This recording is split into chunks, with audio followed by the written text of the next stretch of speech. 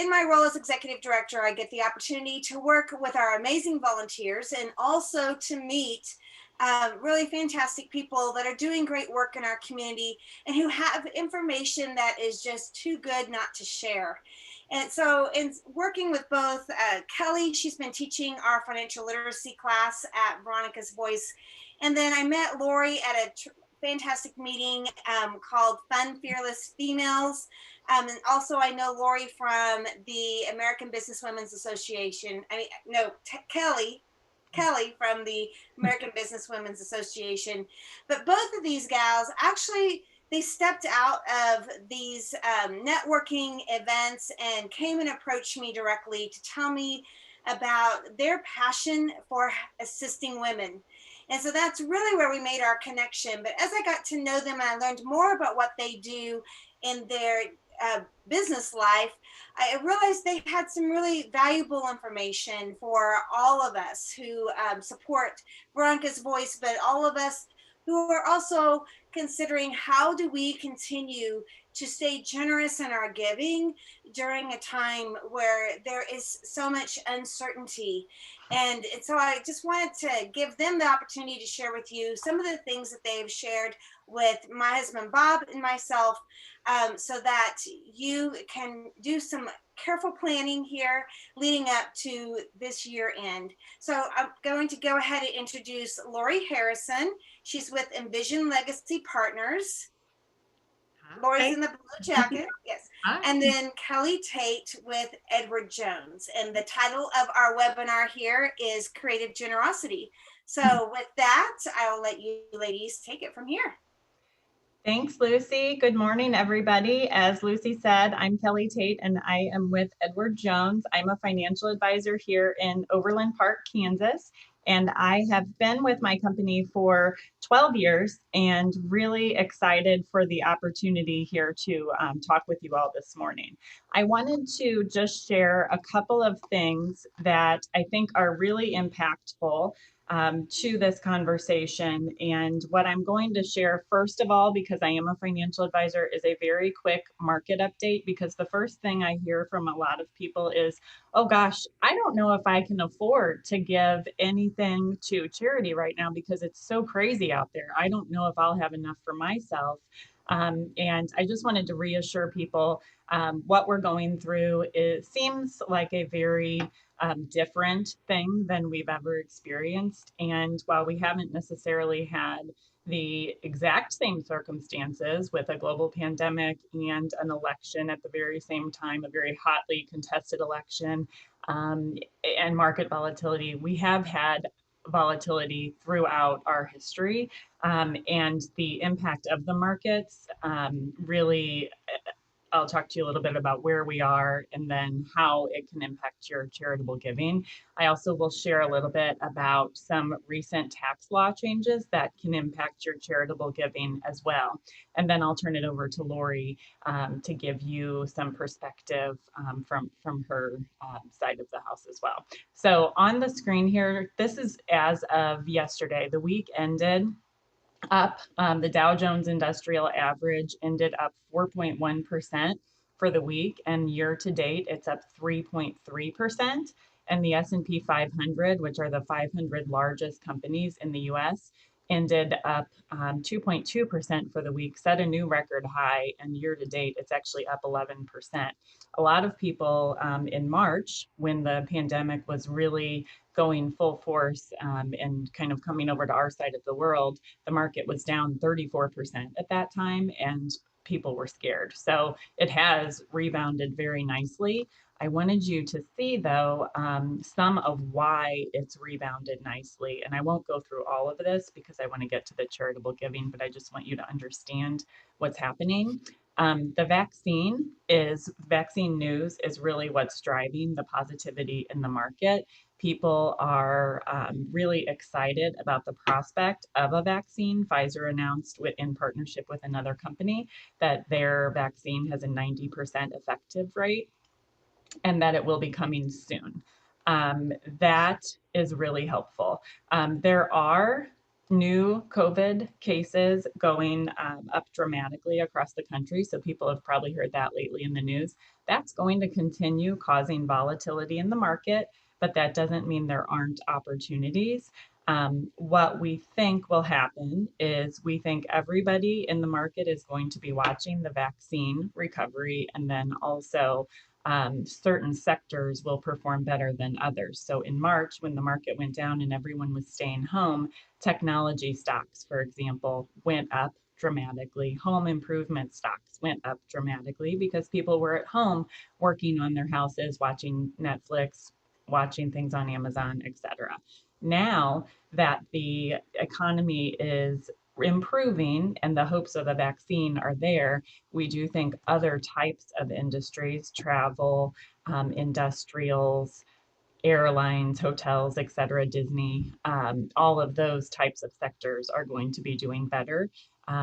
And there is more value in, if you've ever heard of value stocks, there's more value there right now as well. If anybody wants more information about the market, feel free. I've got my contact information on the screen, and you can always look me up by Googling Edward Jones, Kelly Tate, and I'll come up that way too. But let me share some So information. Kelly, unfortunately, we're not seeing your full desktop. Like we're seeing there's a big black screen behind it, and then in front it says like Microsoft Edge. There we go. Now we've got you.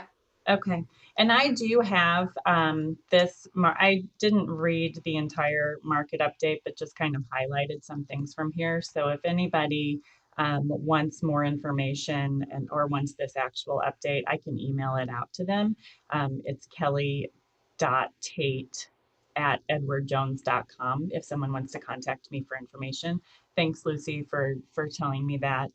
Hopefully people got the gist of it through the conversation. I'm gonna share another screen, perhaps.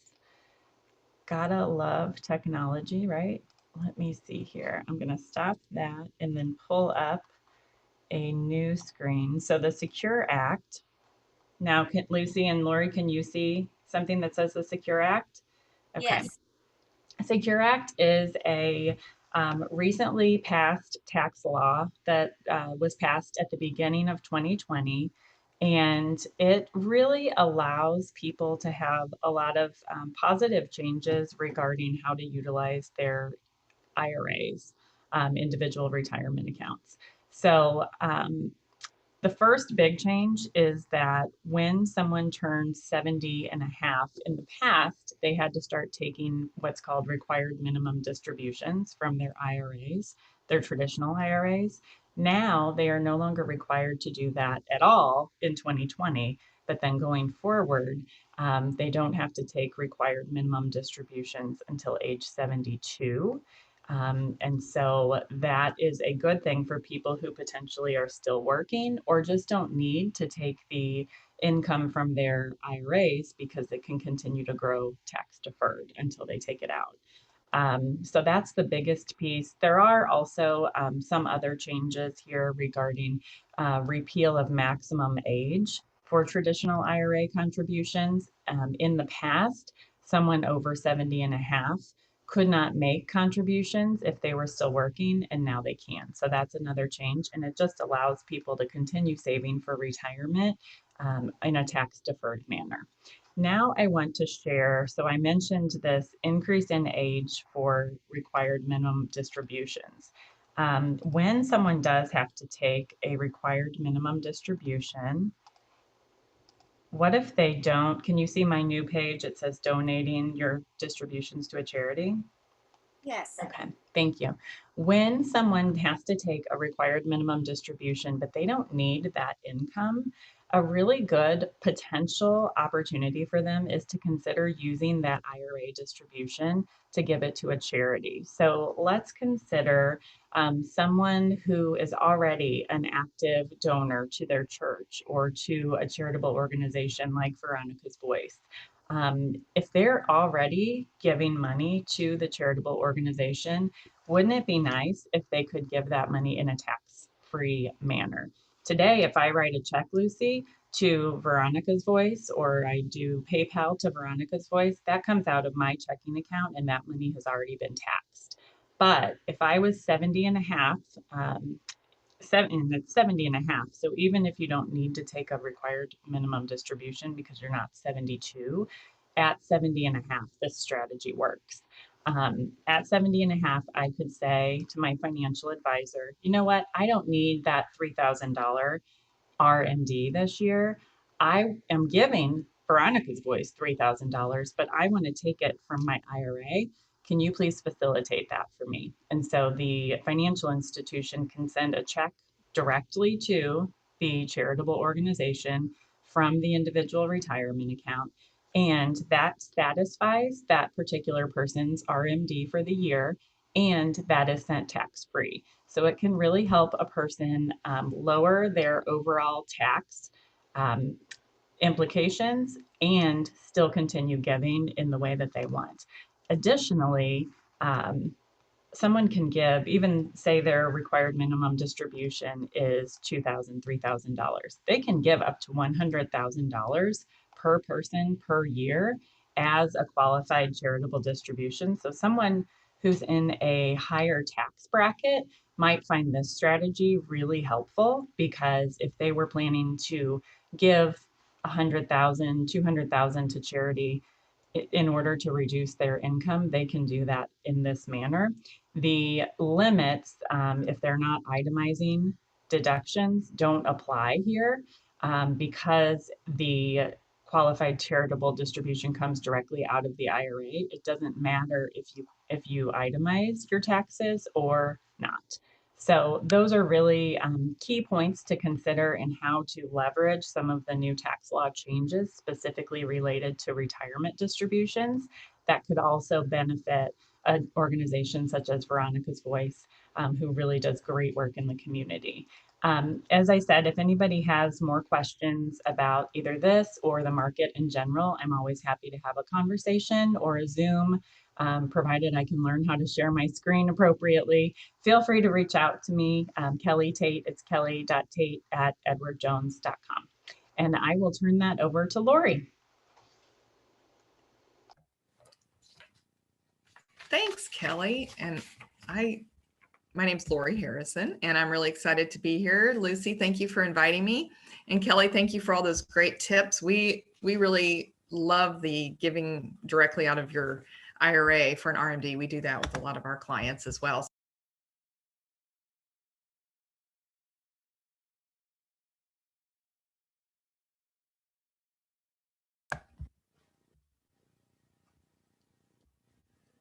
Okay, can you hear me now? I think I was muted before, so sorry about that. My name's Lori Harrison, and I'm really excited to be here. Thanks, Lucy, for inviting me, and thanks, Kelly, for all those great tips. We also like that suggestion of giving directly out of your IRAs from your RMDs. We do that with a lot of our clients as well. So I am going to share my screen here. Hopefully, can you see the screen now? Okay, great. Well, today I'm going to talk a little bit about how you can be creative with your generosity and create a lasting legacy. I'm Lori Harrison, co-founder of Envision Legacy Partners. And we're going to talk about giving of your time, talent, and your treasure, because generosity is more than just giving money. And I want everybody to think about these questions for a minute. How do you want to be remembered when you're gone, or at your funeral? What will people say about you? Is your life full of purpose and passion? Are you excited about what you're doing every morning? And are you making a difference in the world? What's the legacy you want to leave your family and community? Have you thought about that? Is it money or possessions? Maybe values like respect, integrity, generosity, for example. Think about how many people learn skills from their grandma, like sewing or cooking, or maybe self-defense or computers. Are you intentionally pouring into your kids or grandkids or people that you mentor to really leave a legacy? Maybe holiday traditions, although the holidays are going to look a little bit different this year, it seems like. And I want to ask if you have what I call a values vision board for your life. This is something I developed about a year ago for our family. And it's something to make you really think about what makes your heart beat. What's the problem in the world you want to help solve? And what are the values that are driving your decisions? Because I'm a big believer in whatever we focus on expands.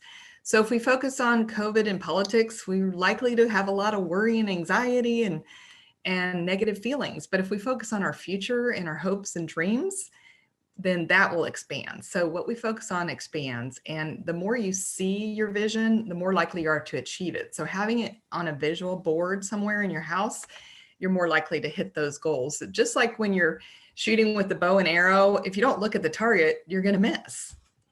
So I'm going to share a little bit about our values vision board, just to give you an example. It has other things on it, like places we want to travel once we can actually travel again, and things like projects we want to do around the house and stuff like that. But I'm just going to share a few things from our values vision board to give you an idea and maybe inspire you to do the same thing for your life. We love leading mission trips to Guatemala. I first went to Guatemala in 1997 as an interpreter, and then I've been about 10 times since then. I started leading trips in 2013, and for me, that's a huge passion.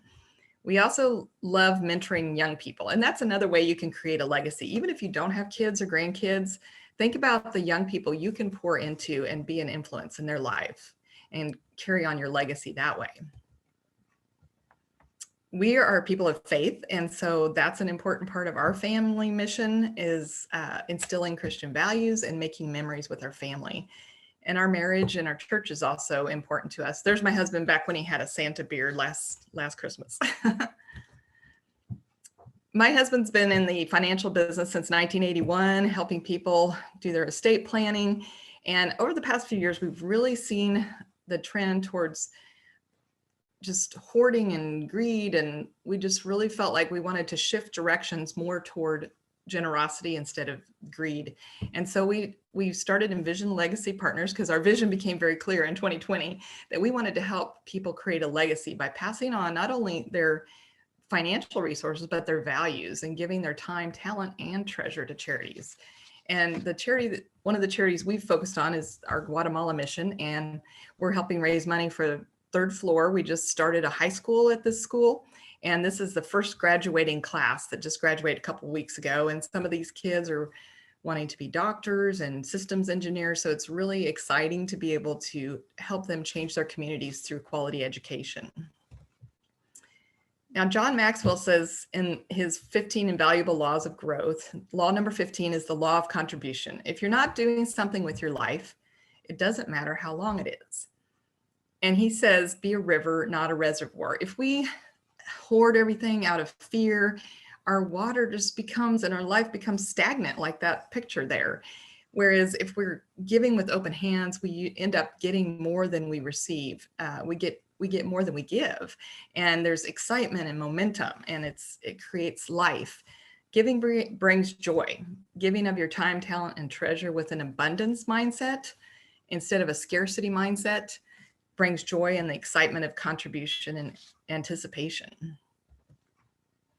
So I'm going to talk about giving your time and talent, and this applies to your job, and be thinking about this not just in how you volunteer or serve in whether it's with Veronica's Voice or other volunteer agencies, but your job. Are you doing things that fit your strengths? If you're working in your strength zone, you're going to have energy and motivation when you work. And if you're not, you're likely to dread your job and feel like it's a drudgery. Well, the same is true of serving. If you're serving in the wrong area, it feels like an obligation and it's not very fun. But if it's your fit, you'll get energy and motivation from it. So I'm just going to give you a few ideas of ways that you could help Veronica's Voice specifically, but you can apply this to any type of giving or work. So maybe you love people, you're real outgoing, you like to get people together, and we can't really have parties right now, but you could host a virtual social justice party so people can learn about the mission of Veronica's Voice. Maybe you're a little more introverted and you like to write. You could write thank you notes or write a grant proposal. If you love to shop, this is a great time of the year to buy holiday gifts from Veronica's Voice, or you can go to their Amazon wish list and buy something directly to benefit Veronica's voice. Last year when I met Lucy, I bought all my stocking stuffers from her, from their line of lavender products. And it was such a great way to buy something that has meaning. Maybe you love organizing people and projects. You like to get on the phone and do emails. You can be a volunteer representative. Or maybe you're more hands-on and like to get your hands dirty. You could do painting or join the maintenance team. In the springtime and the nice weather, if you love gardening, you could volunteer at their Lavender Hill farm. So just find something that fits your strengths and your gifts, and you will get a lot of joy out of serving. So we've talked about giving your time and talent. Now we're going to talk a little bit about giving more of your treasure.